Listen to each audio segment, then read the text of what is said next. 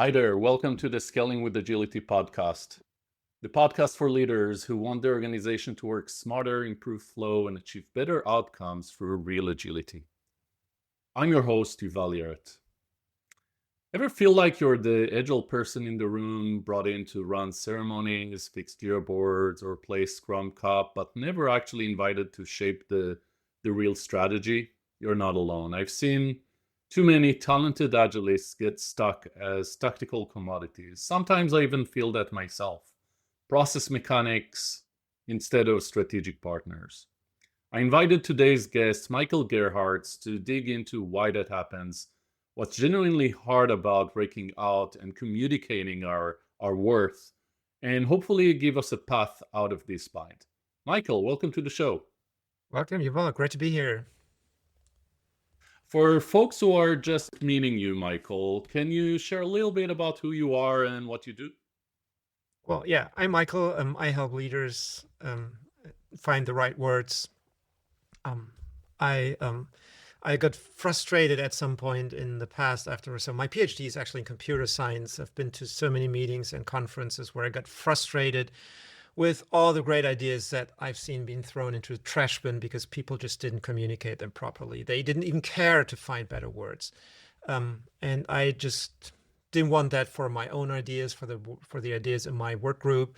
And so started looking for better ways, and that's what led me here. And today I'm helping teams, leaders, businesses find better words so that their ideas can make the impact they deserve. Nice. So we started talking about this. We were talking the other week about the fact that more and more agilists are turning to you, whether it's Scrum Masters, Agile coaches, agility leaders. They're coming into your solar system, as we say, to get some advice. Why do you think that is? What's going on? Um, yeah, well, I'm not an expert in your domain, obviously, but so what I'm hearing here is that um, there might be three major themes here. First of all, there's frustration with the fact that, well, the agile domain feels to many of those people um, as turning into more of a theater than actual progress and actual useful tools. Like the process has become or seems to have become more important than the progress that it's meant to fuel. Part of that reason might be the second theme that it's become harder to, or it feels harder for them to voice uncomfortable truths. Um, that, yeah, that like the feel good mentality has in certain parts of the domain taken over the process, and so it's become harder to just plainly state the truth or to just have conversations in a more focused manner that's geared towards the goal rather than how everyone feels. Um, and a third theme that I'm hearing is that it feels like people increasingly feel that it's become harder to express and articulate their value. So the value that they bring to teams and businesses as agile coaches, and to really articulate what the value is in their contribution. There's a lot to unpack there. I want to maybe go to the second thing that you mentioned, which is agilists find it harder to speak their truth. I think a lot of those things might be interconnected. So let's work through that. So what I think might be happening, I'll connect it to how I think about this space. I think what's been happening is that as Agile became mainstream, it crossed the chasm from the people that were willing to hear the truth about the organization, that were actually open to empiricism and transparency about what's working and not working. Mm-hmm. Those people we're willing to hear the message, so we're actually willing to do something about it. Over time, as those people got better through agility got more popular. It became the thing you have to do. It got commoditized. And what a lot of us agilists started to face was organizations that were doing Agile as a checklist item, where it became much harder to show these organizations the mirror. Agile is a mirror, and it's a mirror that doesn't show you your good side. It doesn't show you your bad side. It just shows you. Yeah. And organizations don't necessarily like to be shown themselves. It's I think I've struggled when working with such organizations with how do you portray the message that there's this gap, there's this opportunity of, if you go on this diet, it will actually be good for you. It's very different to convey that message to the organizations that are going on an agile journey today than when I was going on an agile journey, or the original people I was talking to were going on an agile journey. So I think that's part of the struggle. We need a very different communication mechanism or communication strategy to talk to whoever is doing agile today. And maybe that's when I'm an agilist and I don't know how to communicate the mirror, I revert to an easy checklist. I revert to let's not worry about the tough improvements. Let's just do the minimum necessary to feel like we've gone on this diet. Let's get that gym membership rather than actually do the hard lifting. Yeah. And that only adds to the frustration, right? So if I understand the community correctly, there are a lot of idealistic people in there, people who are really passionate about the methodology and the value that they can bring, and just, well, defaulting to that like checklist mode that you just outlined must feel so frustrating for them, that the better path, but, well, the team just doesn't seem to get it. And, well, that leads to you like doing it not as passionately as you would like yourself to show up. And so it almost feels like a vicious circle. I think part of the problem here is that you can't force people to like see things exactly the way that you do and see what's good for them if they aren't willing to look at it exactly that way that allows them to see it. And so like there's that gap that, well, a lot of coaches, as I perceive them, feel like they're on a mission. Like they know what's right, and they feel like they need to preach, or they've tried preaching that to them. Somehow it didn't land. And so it feels like people just don't get it.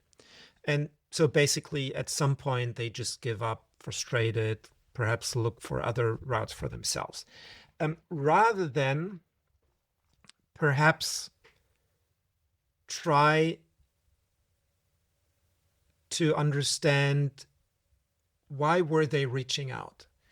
I mean, as you described it, it feels like they were looking for the gain, but without the pain of going through, like, looking in the mirror, right? So that's something that we can work with. They invited us in. They were willing to listen. And so now we got to work with that. What we cannot do, apparently, is just, well, preach to them and hope that they'll somehow magically get it. So we need to find like the common ground, the alignment, the path. So what about agility and the trend rang a bell for them, struck a chord with them, that we can attach to. And that might feel a little uncomfortable at the beginning, because it's not like strictly to the rule book, but it allows us a step in. It allows us to open the door to change things one step at a time, rather than all at once. A term, yeah, this really resonates for me. I feel like in my conversations with agilists, there's a lot of black and white. There's a lot of, if you don't do this, the whole thing, then you're not doing any of it. Yeah. There's this whole, let's call it method wars, the conversation about the SAFe, let's say, the Scaled Agile Framework is a common target of these statements. What people have to say about something like SAFe is that it's so safe to adopt it that you don't really change anything. That's what I hear from a lot of hardcore agilists. It's so accommodating of how you're doing things as an organization that it's too easy. It doesn't really show you a mirror at all. And in a way, these people are right. It is possible to go on a safe diet and not lose weight at all, not improve your agility at all. The other extreme is if you take other approaches that require very, very hard diet. It's like 75 hard for people. That's not what some organizations want. And people are struggling. What I see in the community is a lot of agilists are struggling to find nuance. They're struggling to find the way to drive value through evolution, through small nudges, thinking about concrete interventions. And what I'm trying to figure out is, why is that? What's going on? What's so hard about us as a community, as an industry even? People inside organizations, people that are providing services, why is it so uncommon to find nuance in this world? I guess that's a deeply human property characteristic, right? It's not, to me, it doesn't feel unique to the Agile community. It feels like a deeply human thing, and something that only seems to get like more pronounced in recent years, that tendency to argue why you are right and the others are wrong, to find arguments to be right rather than figure out a way to get it right together. And the way that most people choose to do that is by persuading harder, by finding ever more arguments for why their take is right and your take is wrong, why I am smart and you gotta get smart eventually through my wisdom. So they persuade harder rather than resonating stronger, rather than understanding, so what about the Agile approach is it that will help them get where they want to go in a way that feels comfortable enough for them to take the first step, yet engaging and ambitious enough to want to embark on the journey in the first place, and also get over the hurdles and roadblocks that eventually will show up. Yeah, as you're talking through that, I'm reflecting on the fact that so many of our communication channels, the places where we get information, they're places that thrive on extremism rather than nuance. Like if I've personally been struggling with, nuance doesn't come across as easy on LinkedIn when you're trying to get reach and engagement. People are Yep. looking for the controversial point of view, the contrast. They're looking to contrast things. They're Mhm. not looking to bridge things together. You can see it in politics. You can see it everywhere. And it makes sense that, I mean, it's sad, but it's also the reality that we're facing human nature. Until the AI overlords take over organizational transformation, we'll have to deal with Mhm. human nature. Um, there's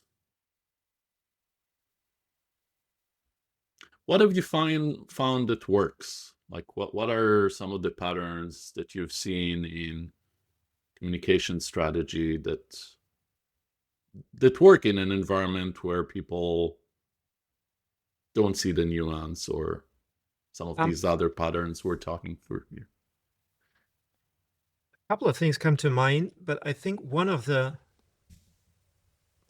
most obvious things when you look from the outside, like I basically do, um, is a fixation on the language, an obsession with the jargon, which has a very defined meaning in the domain, which some people are super passionate about using it the correct way. And they tend to lecture people, teams, leaders about, no, that's not what we do. We do it that, and that's called this, and that's called that. Um, and that doesn't feel good to be lectured that way, right? Because people who aren't familiar, who aren't as passionate, at least yet, about those things, they don't even get that nuance. They don't even get why you are making such a big deal out of that. It's just a word to them. And so I guess that one way to open the door for the teams and the managers is to use more of their language, to find a translation from the agile jargon to the words that they use that make sense to them, what it means for them, using the metaphors that they are familiar with and that they can make sense of. I think that, I mean, again, that's not totally unique. That's that actually has a name, the curse of knowledge. I mean, the more you know about something, the harder it gets to speak about it in simple terms. So terms that make sense for layman's. Um, but it feels like a certain part of the community is so passionate about that it even might alienate at certain times. Do you have a specific, maybe let's try to unpack one of these, do an example. So do you have a specific term that you feel is is No, considered, these agilists wield more often? I not can sure I come up have. with ideas, but let's Not sure I definition have of done. one Does right now. that work? Sorry? As you know, I'm trying to find terms that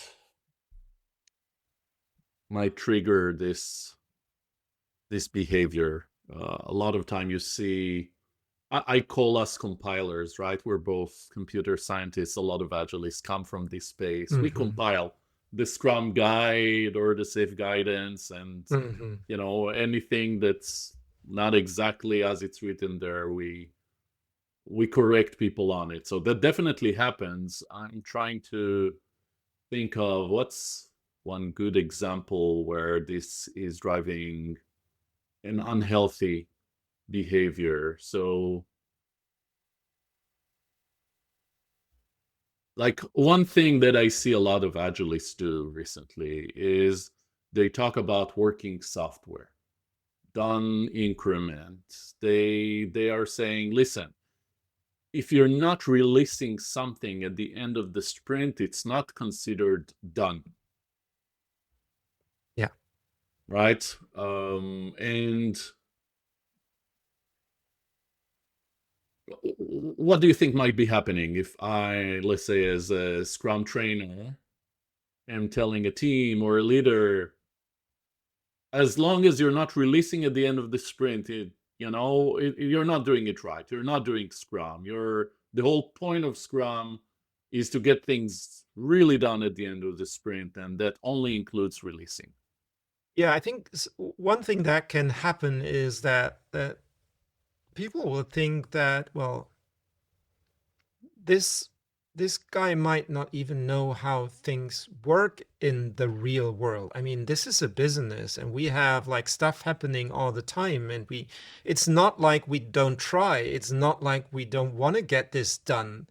But well, stuff happens and we need to deal with it. And so get realistic about that, and like appreciating that stance, that well, and there are troubles and struggles, and well, finding a more empathetic way to speak about this, that well acknowledges that, might help in that situation. Yeah, I like that. In the Kanban wall, we talk about meeting people where they are, Exactly. starting with what they have, encouraging acts of leadership, of courage to challenge the comfort zone. And I think that's like the gray between the black or white. There's a nuance, going back to that term, in what we're trying to get at with this requirement to be, or desire, the North Star.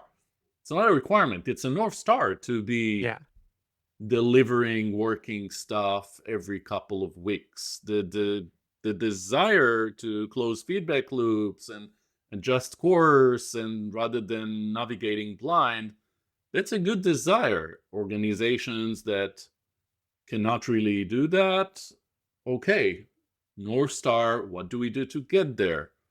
That's the conversation, and they should be doing it because they realize that feedback is useful for them, that they're actually, it's painful not to have that feedback and to get it in your face at the end.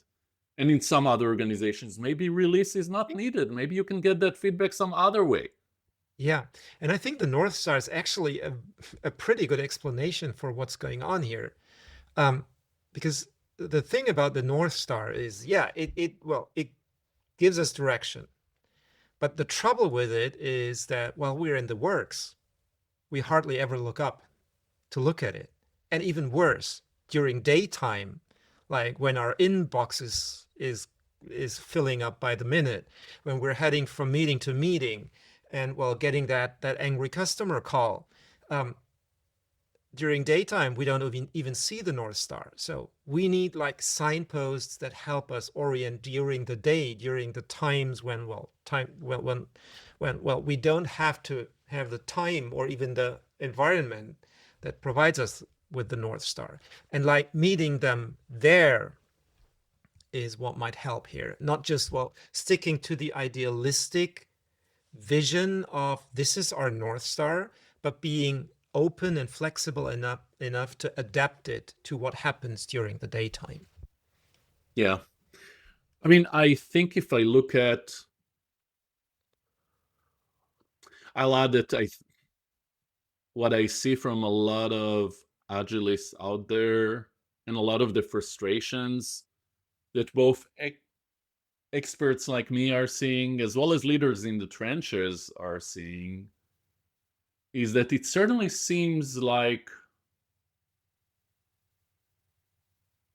the Scrum Masters, the Agile coaches, the agilists, the people that are working on agility in the trenches are not even aware of the North Star.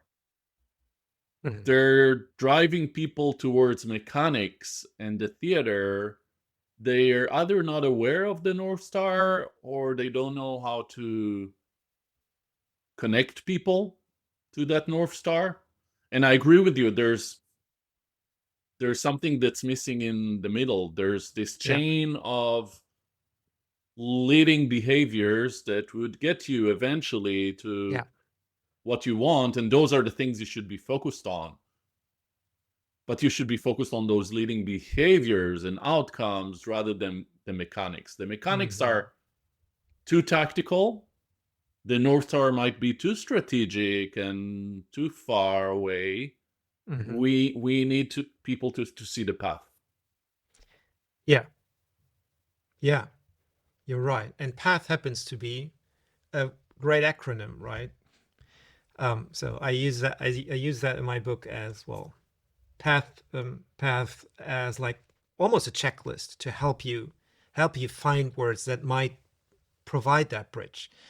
So in the way that I break it down in the book is that P stands for plain and simple. So rather than like use the jargon, use the plain and simple words that everyone can understand, that everyone knows what it means.